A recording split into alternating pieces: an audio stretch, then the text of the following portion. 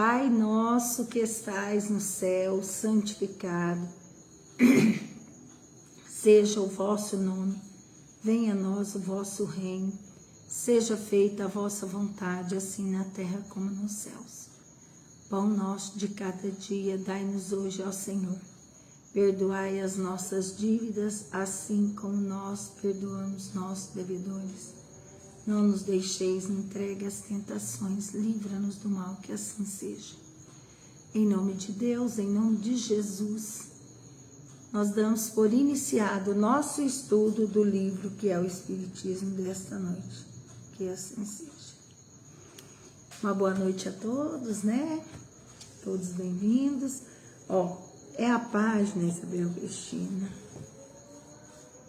Deixa eu ver. Deixa eu ver aqui.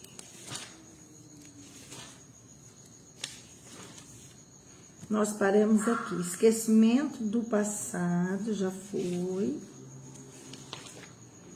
Aqui. Nós paramos na página 66, Isabel Cristina. É o primeiro parágrafo do lado esquerdo, da página 66, tá? Sejam bem-vindos, boa noite ao nosso estudo. É o livro O que é o Espiritismo, de Allan Kardec, tá? Nós estamos aqui no item Esquecimento do Passado, quase no final. Então, nós estávamos vendo, né, sobre o esquecimento do passado. A pessoa questionando Kardec sobre esquecer, que isso não tem benefício, se acha que isso não teria benefício. E aí Kardec vai explicando, vai elencando os benefícios para ele. Nós estamos aqui. Quer ler, Isabel Cristina? Quantos durante a vida... Quantos durante a vida não desejaram correr o véu sobre os primeiros anos? Quantos não disseram no crepúsculo da existência: se eu pudesse recomeçar, não faria o que eu fiz, pois muito bem o que não pode desfazer nessa vida, pode-lo-ão em outra. Em nova existência, seus espíritos trarão consigo, sob a forma de intuição, todas as boas resoluções tomadas. É assim que se vai realizando gradualmente o progresso da humanidade. Vamos parar, vamos dar uma... Então, ó, ele está falando, né, sobre o esquecimento do passado. Quantas pessoas falam para nós: se fosse hoje, se eu pudesse recomeçar, eu faria diferente, não faria dessa forma, faria de outra forma, né? Então, aí ele diz que muitas coisas a gente não pode desfazer, depois que já fez, não tem volta, não tem jeito, né? Mas ele fala que numa outra existência a gente pode sim, né? A gente traz conosco o quê? Na forma da intuição, as resoluções, as boas resoluções que nós tomamos. Nós desencarnamos, ficamos um tempo na espiritualidade, na erraticidade, e aí depois disso, nós reencarnamos. Nos preparamos, conversamos com a espiritualidade superior, e aí a gente vai assim, gradualmente progredindo. É o progresso da humanidade. Não é numa vida apenas, são em muitas encarnações, em muitas vidas, né? Então a gente vai mudando de pouquinho em pouquinho. O conhecimento, a maturidade que a gente tem, isso tudo vai ficando aí guardadinho dentro de nós, né? Então vamos lá.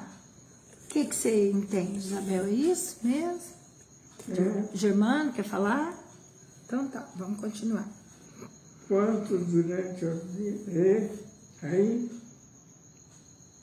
Suponha ainda Supõe ainda o que de ordinário acontece, que entre suas relações, até na própria família, encontra-se um indivíduo contra o qual guarda rancor e, por exemplo, o tem arruinado ou desonrado com existência anterior, que é arrependido, vem encarnar-se em sua proximidade anterior, a fim de unir-se ao Senhor por laços de família, objetivando reparar os agravos através do interesse da eleição. Sim, continua. Meu olho. Hã? O olho? Meu olho abaixo. Encontrar-se-iam. Fecha, né? Encontrar-se-iam ambos em situação insustentável, caso se lembrassem da velha. Iam ambos em situação insustentável, caso se lembrassem da velha inimizade, em lugar de se apaziguarem, eternizam-se-iam os rancores. Aí, tá bom. Então, é o que ele está dizendo aqui, né? Que muitas vezes, nas famílias, né? A gente reencarna junto, os afetos, os desafetos. Imagina se a gente reconhecesse num familiar, né? Uma pessoa que nos desonrou, uma pessoa que fez um mal muito grande para nós. Ou se nós tivesse feito, né? A gente ficaria envergonhado, a gente ficaria muito chateado. E isso, o que queria fazer? Isso agrava, né? As relações de afetividade. Isso não tem como. Por quê? Porque a gente encontraria com pessoas que nos fez um mal muito grande, ou que nós fizemos para ele. Então não tem como esquecer e perdoar. Então, com a lei do esquecimento, da reencarnação, é como se passasse uma borracha e a gente não lembrasse. Existe aquela dívida, existe aquele mal que a gente fez, ou que alguém fez para nós. Existe, ela não acaba. Só que nós, o que acontece com a gente? É preciso o quê? É preciso que em lugar... Se a gente lembrasse, ao invés de esquecer as inimizades, eternizar. Não ia esquecer nunca. Agora, se a gente não lembra, vai levando, né? É um recomeço, é um recomeço. Então, é benéfico o esquecimento do passado e necessário, né, para nós. Então, vamos continuar. De tudo isto, Parou.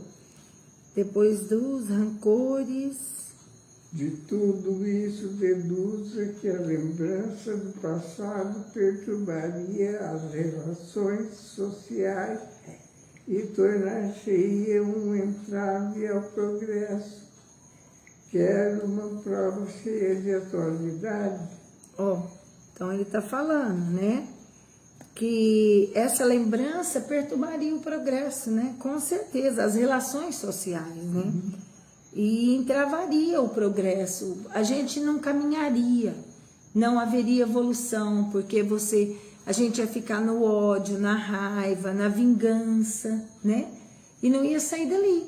Hoje eu vou vingar, amanhã você que vinga, e vira aquele círculo vicioso que não acaba, né? Um ciclo que um vinga, depois o outro, depois o outro.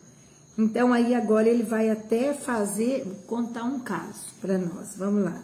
Se um homem condenado penitenciário tomasse uma resolução inabalável de ser honrado, o que sucederia por ocasião da sua saída?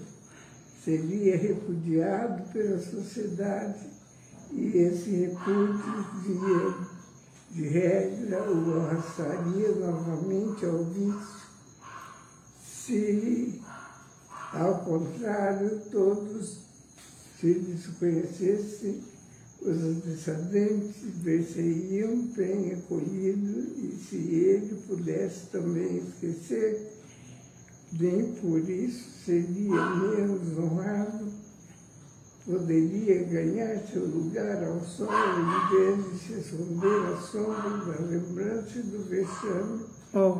Olha que interessante, né? Aqui ele faz uma colocação. Se um homem tivesse se condenado, né? Foi condenado, foi para a penitenciária, foi lá pagar o seu crime, né? Pagar, cumprir a sua pena. Ele foi lá. E aí, ali, se ele tomasse uma boa resolução de mudar de vida, de começar de novo, né? Quando ele pagasse aquele crime ali e voltasse para a sociedade, como será que a sociedade o receberia? Aqui ele está falando. Se a sociedade o repudiasse, a sociedade é muito preconceituosa. Ela fala o quê? Ah, não, você sabia que ele é um ex-condenado? Você sabia que ele é um ex-presidiário? Quer dizer, a pessoa nunca vai ter chance de regenerar, de mudar. Ela sempre vai estar, ela nunca vai mudar de vida, porque ninguém aceita, né? Eu conheço uma pessoa que uma vez ele foi preso e ele mesmo falou para mim, eu precisava de mudar daqui, sair desse lugar, porque aqui as pessoas, mesmo que eu já tenha pago o meu crime, as pessoas continuam me condenando, não me dá oportunidade de trabalho, de nada, acha que eu sempre sou aquele presidiário, né? Aquele presidiário, aquela pessoa que deveu. Só que a pessoa vai, ela paga o crime, ela fica presa, ela cumpre a pena. E aí ela precisa de uma ajuda para voltar para a sociedade. Porque se ela não tiver essa ajuda, ela não caminha. Ela tem que voltar. Às vezes, ela tem que voltar para o desatino, para o desequilíbrio, para os vícios, né? Então, é isso daqui que ele está falando. O esquecimento é como se ninguém soubesse. A gente não é um espírito evoluído, mas aí é como se eu mudasse para uma outra cidade, um outro lugar, ninguém me conhecesse. E tudo bem, eu sou um ex-presidiário, eu sou uma pessoa que fiz um crime, eu sou uma pessoa que tem vício, mas seria me dado uma nova oportunidade de recomeçar, né? Então, se você muda para um outro lugar, para uma outra cidade, você recomeça. Então, é isso que ele está falando aqui. O esquecimento do passado é como se você tivesse uma segunda chance de se transformar, de se modificar, né? Aqui ele fala que... Aí, o que acontece? Se você chega numa cidade, tem possibilidade de trabalho, de crescer, de estudar, de evoluir, é como se você tivesse um lugarzinho no sol novamente. Todos nós temos um lugar no sol, né? Um lugarzinho ali na sociedade. Então, todos nós temos que ter a oportunidade de recomeçar. Fiz errado, né? Deu errado, mas agora eu quero mudar de vida, né?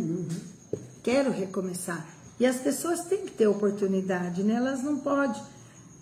Pensa em nós, se fosse nós, né? Se não fosse o esquecimento do passado, quem seria nós, né? Ai de nós, se fosse exposto todo o nosso passado, as nossas ações, as nossas atitudes, quem realmente nós somos, né? É preciso que nós esqueçamos e que as pessoas esqueçam, para que possa ser dada uma oportunidade nova para todos nós. Vamos lá? Isto está em perfeita concordância com a doutrina dos espíritos acerca dos mundos superiores aos nossos. Nessas passagens, onde o bem reina absoluto, a lembrança do passado não é dolorosa, Por essa razão, os seus habitantes recordam o sucesso das existências precedentes como nós os dias anteriores. Assim, já não é nos mundos atrasados, essa lembrança daria a impressão de um pesadelo. Então, aqui ele fala, né, que nos mundos superiores é diferente. Lá nos mundos superiores, o bem reina absoluto. Então, a lembrança do passado não é dolorosa. Por quê? Porque é como se a gente olhasse para trás. O ano passado aconteceu isso, aconteceu aquilo outro.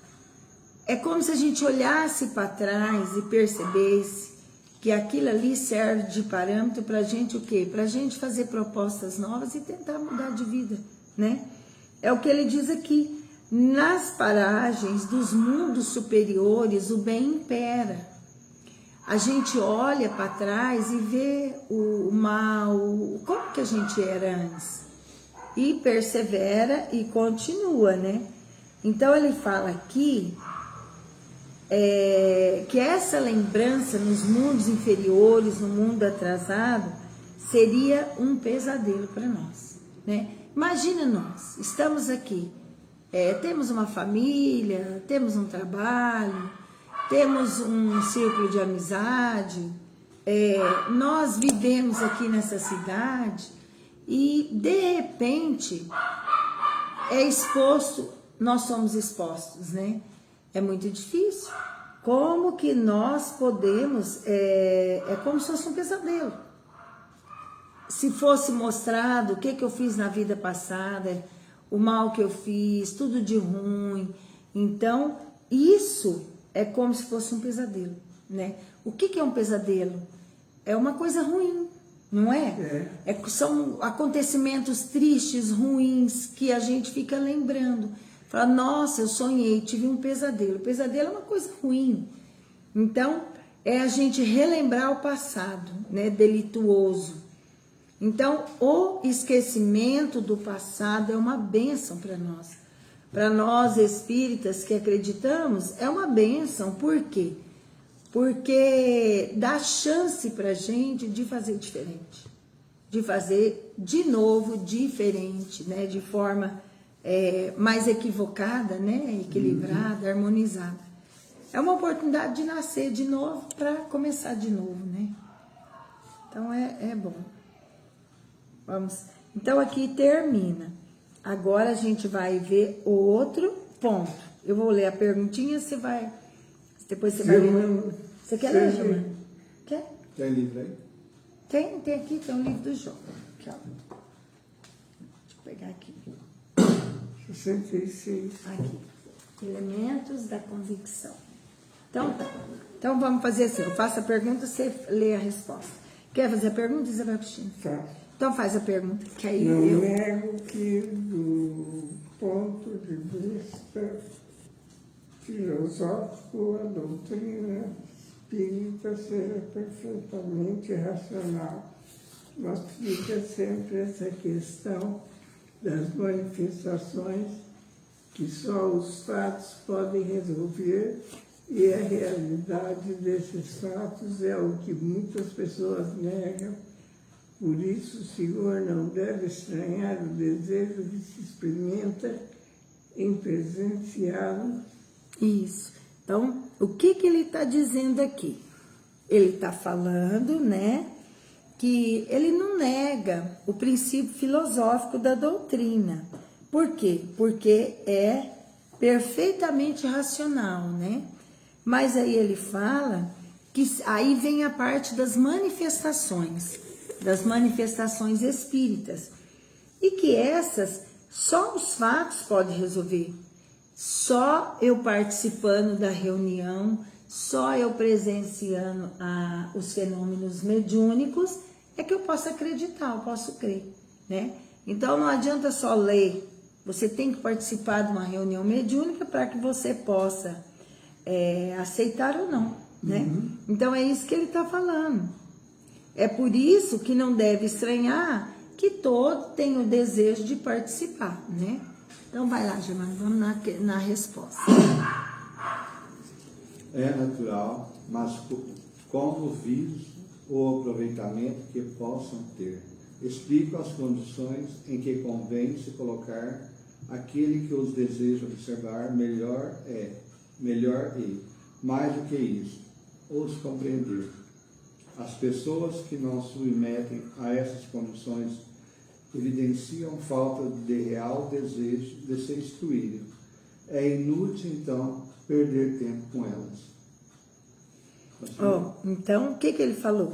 Quer dizer que essa vontade, esse desejo de participar da reunião mediúnica das manifestações é um desejo natural. As pessoas têm, elas querem ver os espíritos, elas querem conversar, elas querem pegar, elas querem sentir realmente que eles existem, né?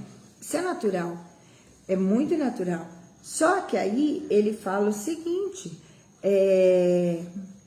que muitas vezes precisa, o que precisa? Não é só ver o fenômeno, os espíritos. É preciso também estudar, ter o desejo de se instruir. Muitas pessoas não querem ler, não querem se instruir, não lê as obras de Kardec, não quer se instruir e só quer participar do fenômeno mediúnico, né? Então, só participar disso, sem estudo, sem a parte filosófica, racional, sem a parte científica, moral, as pessoas não se melhoram. E o objetivo maior dessas manifestações é haver o crescimento, a melhoria das pessoas, né? Então, tem que ler, estudar, não é só participar dos fenômenos. Mas o Senhor deve também convir em que seria estranho uma filosofia racional originar-se de fatos ilusórios e falsos.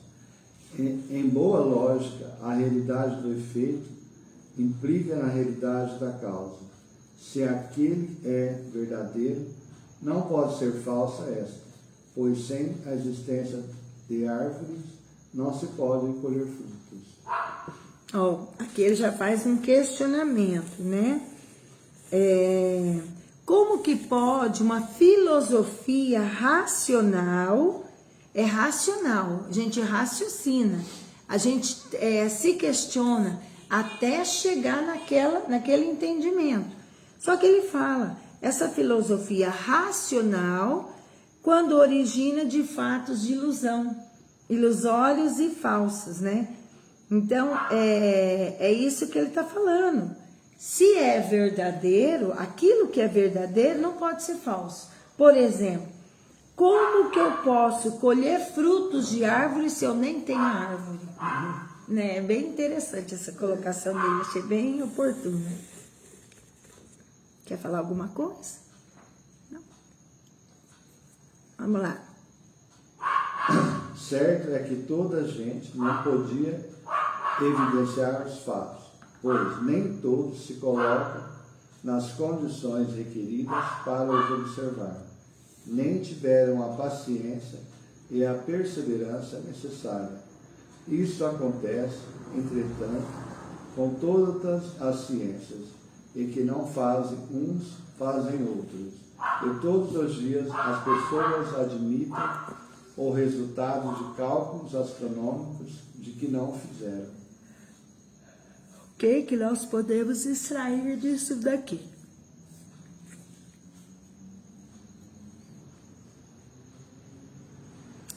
Então aqui ele fala que muitas vezes, muitas pessoas não podem evidenciar o fato. Quer dizer, assistir, observar, né, esses fatos. Ou porque eles não tinham condições para ficar ali assistindo, analisando, ou porque não tinha paciência e nem perseverança necessária. Tem pessoas que vêm nas reuniões mediúnicas, uma reunião de 1 hora, com estudo, com a prática, as manifestações, 1 hora, 1h30, acha cansativo, acha que cansa, ficar ali sentado, ficar ali estudando, ficar ali esperando aquelas comunicações, né? Então, é o que ele fala aqui. Muitas vezes, todos os dias, tem pessoas que aceitam o resultado dos cálculos, mas que não fizeram, né? Então, é isso. Vamos lá. Como quer que seja, se o Senhor julga boa, certa filosofia, pode aceitá-la com a outra qualquer, fazendo reserva de sua opinião sobre os caminhos e meios que ela conduzem, ou, pelo menos, admitindo-os a título de hipótese, até que se lhe forneça mais ampla constatação. Sim. Então é o que ele fala. O Senhor julga boa certa filosofia. Pode aceitá-la como a qualquer ou qualquer. E pode fazer também reserva de opinião, né? Sobre os caminhos e meios que conduziu. Até que lhe forneça mais ampla constatação. Esse cachorrinho latino é bem ruim, né, para o estudo. Tira a concentração da gente. Os elementos de convicção não são os mesmos para todos. Aquilo que convence a alguns pode não causar a mínima impressão a outros. E daí a necessidade de um pouco de tudo. E um erro. É um erro, porém, crer que a experiência constitua o único meio de convicção. Conheci pessoas que mais notáveis fenômenos não puderam convencer e sobre cujas dúvidas prevaleceu uma simples resposta por escrito. Quando se depara um fato que não se compreende, ele se torna mais suspeito quanto mais extraordinário for. O pensamento busca sempre explicá-lo por uma causa ordinária, se o compreendemos muito mais facilmente e admitimos, porque tem a sua razão de ser, então desaparece o maravilhoso e o sobrenatural. Então, Onde que parou? Eu perdi. você perdeu os elementos de convicção, você achou? Assim. Vai até o O ponto. natural, sobrenatural. Eu sobrenatural. Tá.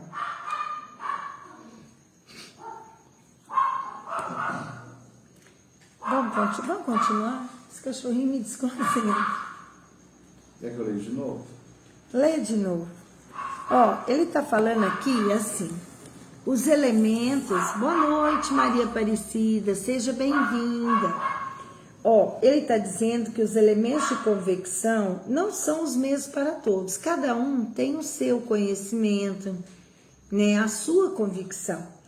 E aquilo que pode causar uma impressão pequena em uma pessoa e ela impressionar e ela já se convencer, outro não. Outro, às vezes, a argumentação tem que ser muito maior, mais ampla, mais argumentativa, né? Para a pessoa acreditar.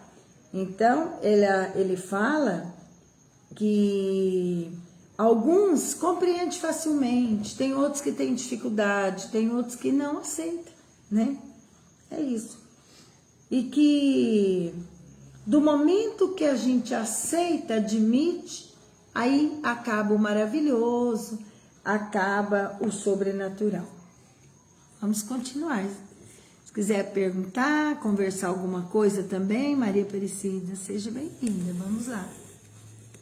Sem dúvida, as experiências, as explicações que acabo de lhes dar no decorrer desta conversa estão longe de ser completas, mas estou persuadido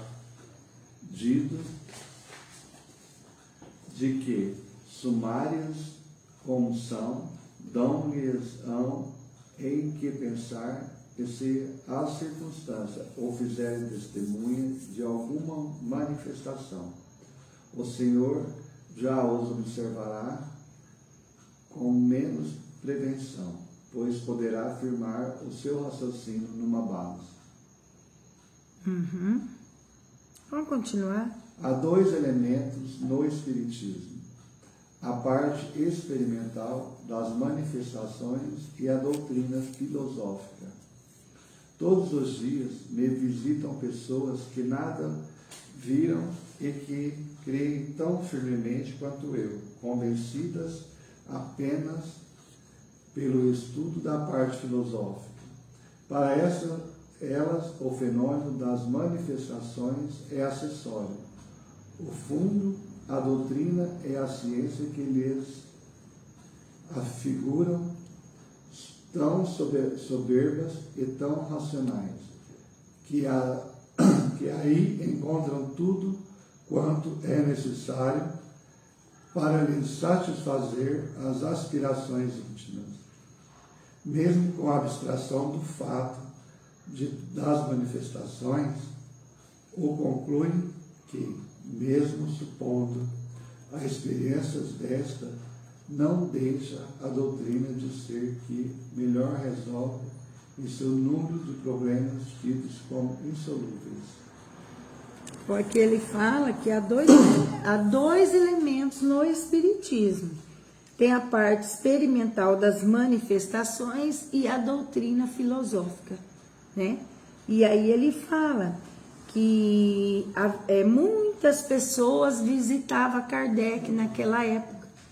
Muitos visitavam e que muitos nada viram e acreditavam firmemente na filosofia.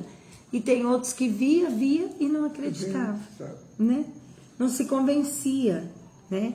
Então, ele fala aqui que a pessoa que aceita o estudo da parte filosófica, aí ela aceitar a parte das manifestações é mais fácil.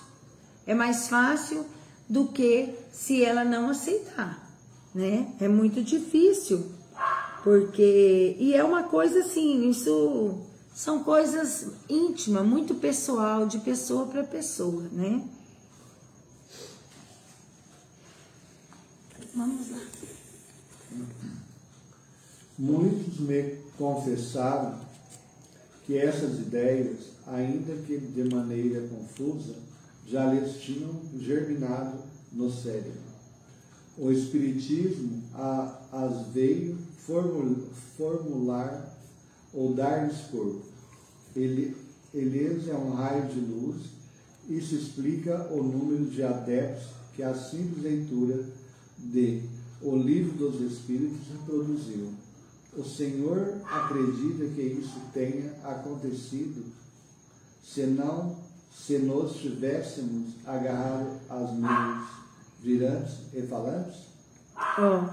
Então aqui ele faz um questionamento, né? Que o Espiritismo, a doutrina espírita, ela tem um corpo de doutrina, ela tem a sua filosofia, né?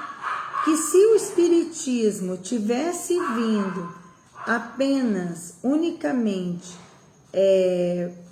com as manifestações mediúnicas, as batidas, essa parte, se fosse nisso, ela não teria vingado, ela não teria continuado.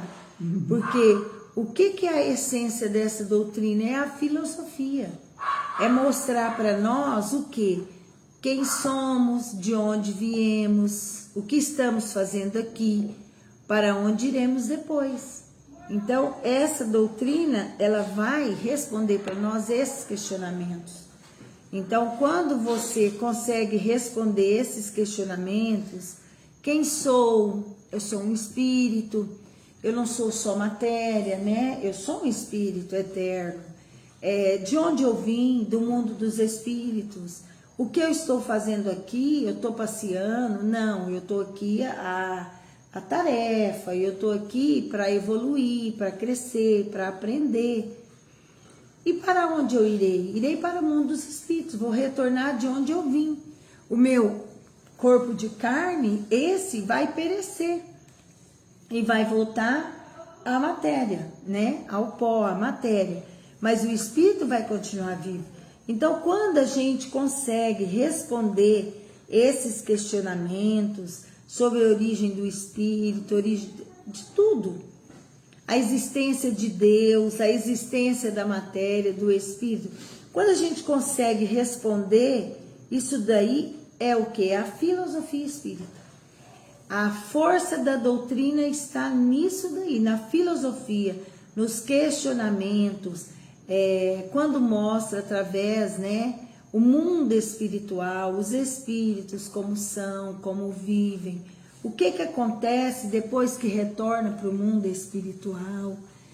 Então, esses questionamentos é a força maior do espiritismo. Não é batidinha de mesa, batidinha na parede, não são as manifestações apenas nesse sentido físico, material, né? Não é. É o quê? É o nosso questionamento, é a nossa melhoria. Por quê? Porque se eu sei que eu já existia, se eu sei que eu tenho um espírito que evolui, que cresce, que progride, que eu tenho que deixar de vício, que eu tenho que tentar ser melhor, isso daí faz com que a gente seja melhor. Quando eu chegar no mundo espiritual, eu vou chegar a um espírito mais evoluído, né? Com mais bagagem espiritual. Então, isso é importante na doutrina. É essa parte que é muito importante na doutrina espírita. Mostrar para nós que a gente não morre, que a gente vive. Mostrar para nós a responsabilidade das nossas atitudes, das nossas ações, né? Então, isso é muito importante. É importante para nós. Quer falar alguma coisinha? Não. Germano? Então, vamos continuar. Agora uma pergunta. Agora vem uma pergunta. Deixa eu fazer a pergunta. Quer fazer a pergunta, Isabel? Faz a pergunta. Com muita razão, diz o Senhor, que das mesas girantes saiu toda uma doutrina filosófica. Bem longe estava eu de suspeitar das consequências que surgiriam de um fato que se olhava como um simples objeto de curiosidade. Agora percebo quão vasto é o campo que aos nossos olhos abre o seu sistema. Então ele fala, né, que das mesas girantes, daquele movimento das mesas, né, que foi saindo aquele alfabeto rústico, depois foi vindo as comunicações das palavras, das frases, até começar a ter a mediunidade da incorporação, a mediunidade da psicofonia, da psicografia. Aí foi. E essas manifestações, o que ela trouxe para nós? Trouxe uma filosofia, trouxe um conhecimento, trouxe ensinamento. Os espíritos trouxeram para nós muito conhecimento. Tanto que, o livro dos espíritos, que é um livro de pergunta e resposta, esse foi o primeiro livro. Esse aqui é o que contém toda a filosofia espiritualista aqui, É o livro dos espíritos. Por quê? Porque questionava os espíritos e os espíritos traziam a resposta. Então, o que os espíritos fizeram? Eles vieram, né, do mundo dos espíritos e começaram a trazer todo esse conhecimento. Então, através das manifestações físicas, materiais, né, que mostrou para nós a filosofia que existe, o conhecimento, os questionamentos que existem.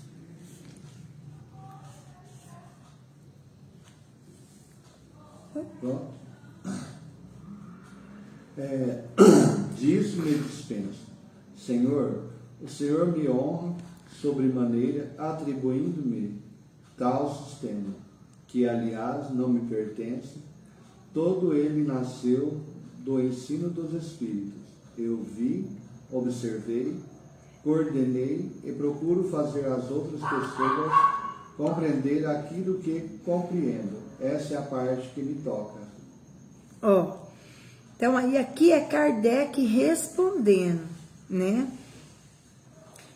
Falando que ele estudou, ele não pode atribuir todo o ensinamento, tudo a Kardec, não pode. Por quê? Porque não pertence a ele os ensinamentos. O que ele fez? Ele fez foi, tipo assim, nós temos palavras soltas, jogadas. O que Kardec fez? Ele codificou, ele organizou aquelas palavras, aqueles ensinamentos. Mas o ensinamento é de Kardec? Não, não é. É dos Espíritos, né? Então ele fala, eu vi, observei, coordenei e procuro fazer outras pessoas compreenderem aquilo que compreendo. Então a parte de Kardec foi fazer o quê? Foi codificar, né?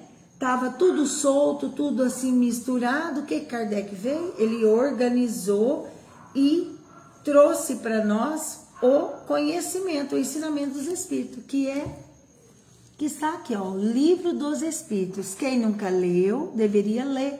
É um livro de perguntas e respostas. Nesse livro, muitas perguntas, muitos questionamentos nossos estão respondidos aqui, né? Então é isso que Kardec fala, né? Nessa resposta. Vamos lá. Entre o Espiritismo e outros sistemas filosóficos existem essa diferença capital.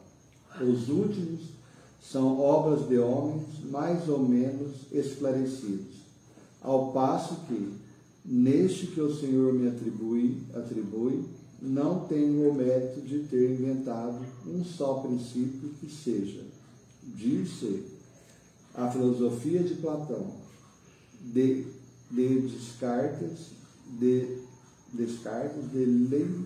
Leibniz, mas não se dirá a doutrina de Allan Kardec. Eu, infelizmente, pois que importância pode ter um nome numa questão tão grave? Então ele fala que nada é dele, que os ensinamentos, que a filosofia não é dele. Assim como fala, a filosofia de Platão, quer dizer, foi Platão que criou aquela filosofia, né? A filosofia de Descartes, foi ele que criou. Não pode falar a doutrina de Allan Kardec, não pode, porque a doutrina não é dele. Ele apenas codificou, ele apenas coordenou, organizou todos os ensinamentos. Porque os ensinamentos são dos Espíritos, não é de Kardec, né? Então a doutrina não é de Kardec. Vamos lá, Germano. A última frase. O Espiritismo tem auxiliares muito preponderantes, ao lado dos quais somos simples átomos. Então o Espiritismo tem auxiliares muito preponderantes, né? Quem são esses auxiliares? Os Espíritos, né? E ao lado deles é como se a gente fosse um átomo, uma coisinha ínfima, nada, né? Diante da grandeza da evolução espiritual dos Espíritos, né? Então, acho que vamos parar por aqui, né? Na próxima semana a gente continua. Falta 15 para as 8. Ou a gente leu o próximo? Acho que dá para ler. Vamos ler, está quase acabando. Isso, vamos sim. 15 minutos, dá para seguir mais adiante. Vamos mais um pouquinho. Sociedades Espíritas. Quer ler, Isabel Cristina, perguntinha? Lê para nós. Sei que o Senhor dirige uma sociedade que se ocupa desses estudos. Não me será possível ingressar nela? Aí, ó. O visitante falando, né, de Kardec, que ele dirigiu uma sociedade dessa. Será que eu posso participar para mim poder ver, né? Ele tinha muita curiosidade, né, naquela época. Vamos lá, Germana. Por enquanto, certamente que não. Se para fazer parte dela não se necessita ser doutor em espiritismo, necessita-se ao mesmo ter sobre a matéria ideias mais firmes do que as suas. A sociedade não deseja ser perturbada em seus estudos, por isso não admite que os lhe acarretariam perda de tempo com questões elementares, nem os que, não simpatizando com seus princípios e convicções, introduziriam ali a desordem com discussões intempestivas ou por espíritos de contradição. Então, o espiritismo, para você fazer parte, não precisa de você ser doutor, né, em espiritismo. Necessita do quê? Necessita de conhecer um pouco e ter firmeza, né? A firmeza daquelas ideias, daqueles pensamentos. Precisa ter, né? Não precisa ser um doutor no espiritismo. Só que aqui ele fala que muitas vezes a sociedade, ela pode ser o quê? Perturbada, vai atrapalhar, vai ser prejudicial. Por exemplo, a gente tem os nossos trabalhos mediúnicos. O trabalho mediúnico, ele é um trabalho, ele é fechado. É um trabalho, né, que a gente fala, ele é privado.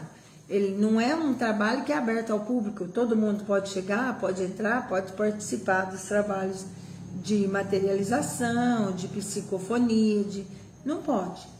Não é adequado, né? Então é isso que ele está falando. Muitas vezes não é adequado, não pode participar. Por quê? Porque essas pessoas vão atrapalhar.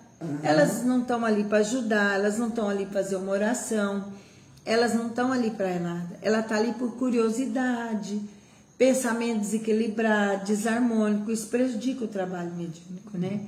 Por quê? Porque não é apenas a parte material das materializações, não.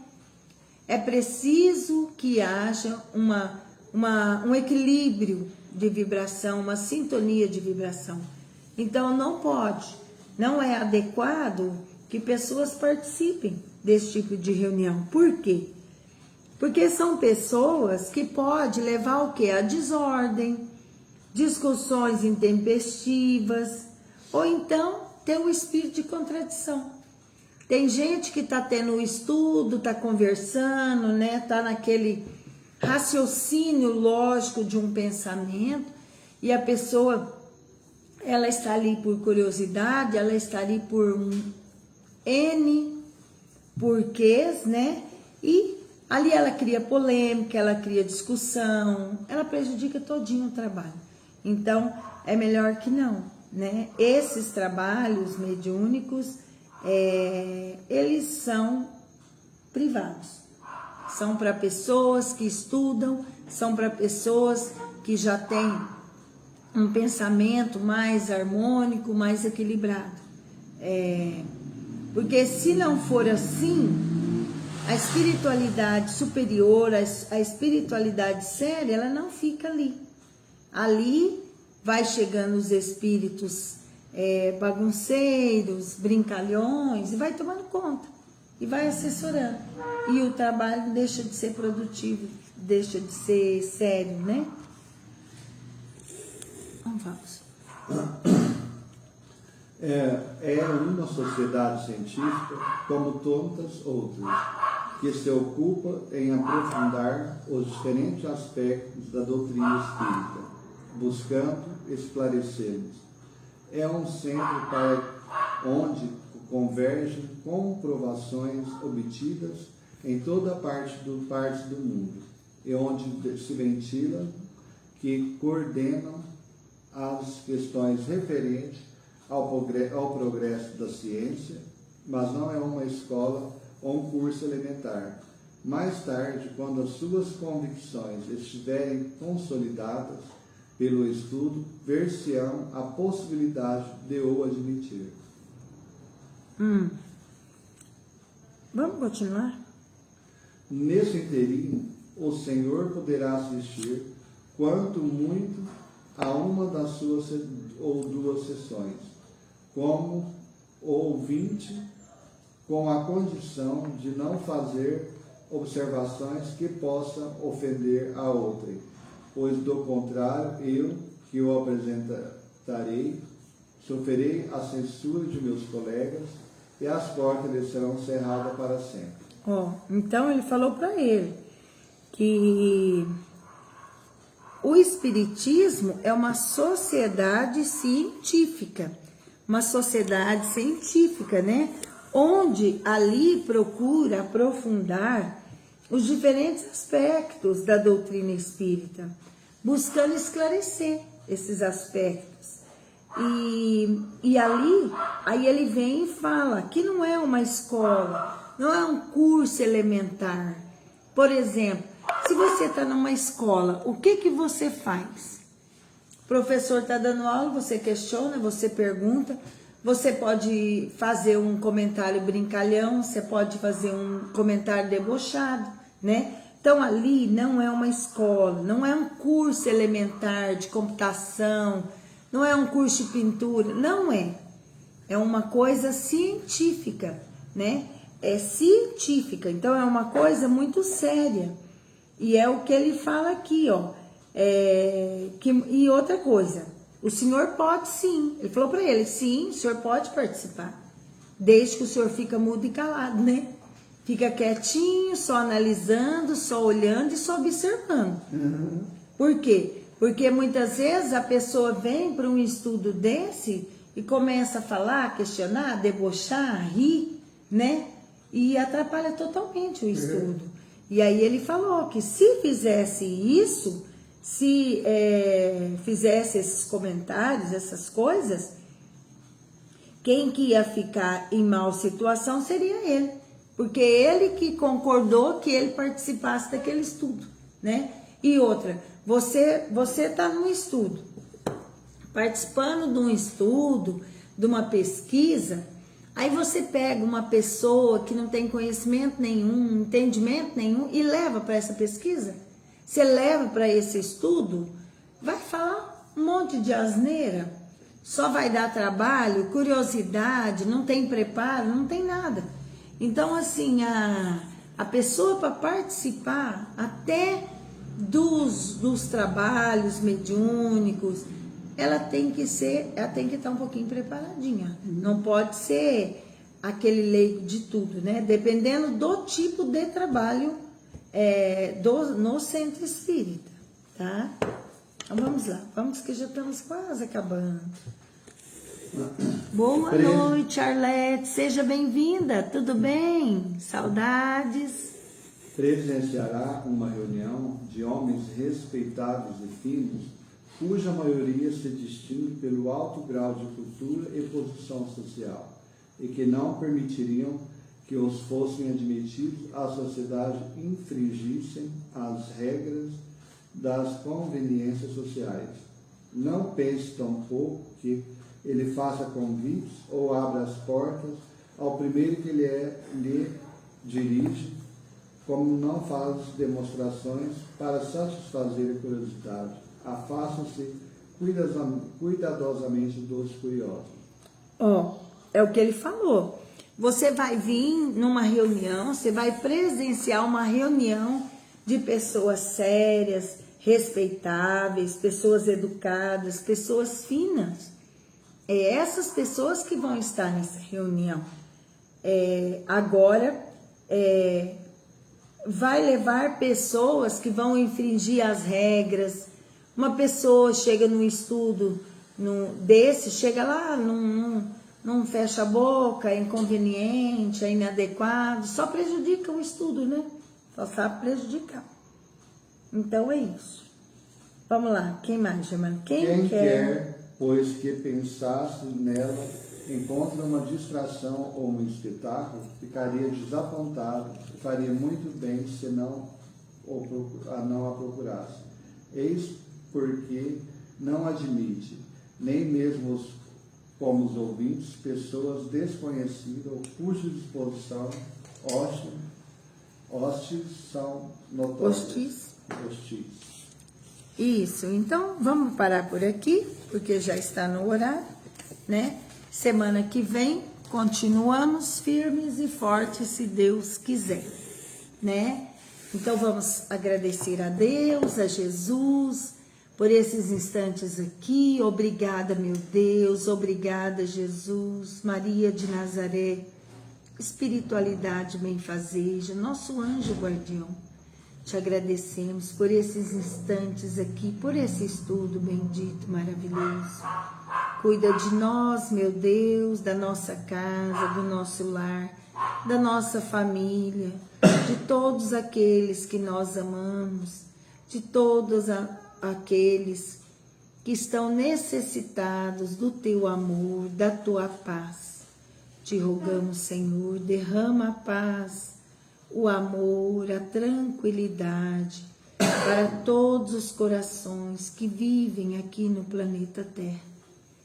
Te agradecemos, querido Mestre, ó doce Jesus, guia meus passos em tua luz, eterno amigo da perfeição, guarda contigo meu coração, que assim seja.